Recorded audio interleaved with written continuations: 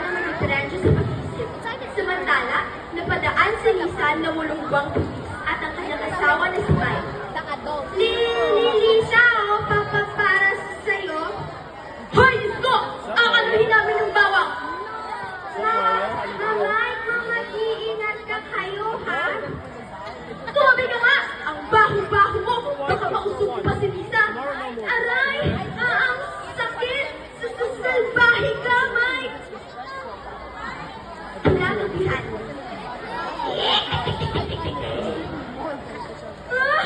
Aswang!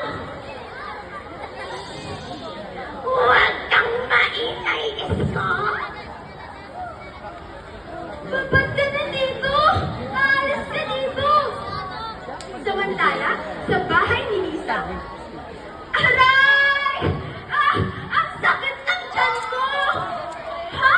May aswang sa bubong? Nay, narinig mo po ba yun?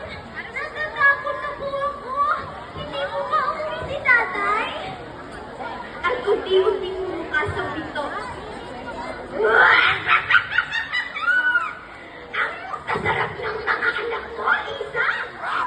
Erika, gusto mo bang tumawad sa akin? Nay! Tulungan niyo po ako! Bitawan mo anak ko! Kinaumagahan. Lisa! Erika! Nandito na si tatay! Madala kong pasa! Lisa! Asawa ko! Bakit wala nang sanggol sa tiyan mo? Erika! Anak! Anong nangyari sa inyo? Sinong may gawa nito sa inyo? Samantala, pinalikan ng aswang si Lisa. Ate na nakikita kita kagabi kapag pinatay mo silang lahat. At anong gagawin mo, Isko? Isusumbong mo ng kapatid mo ay aswang? Ate, kaya tayo umalis sa bahay natin lang kasi hindi ko na kaya yung mga ginagawa mo. Kasi patay na yung mga magulang natin, Isko. Kaya ako na lang kalupagmana. Wala na tayong magagawa. Aswang na ako. Habang kausap ni Isko ang kanyang ate na aswang, may biglang dumaan na lalaki. Hoy! Isko! Ang ganda ng kausap mo, ah! Tumabi ka nga!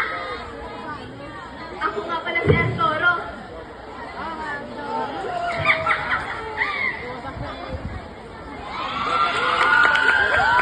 Thank you very much, our second contestant from the junior high school from Team Red.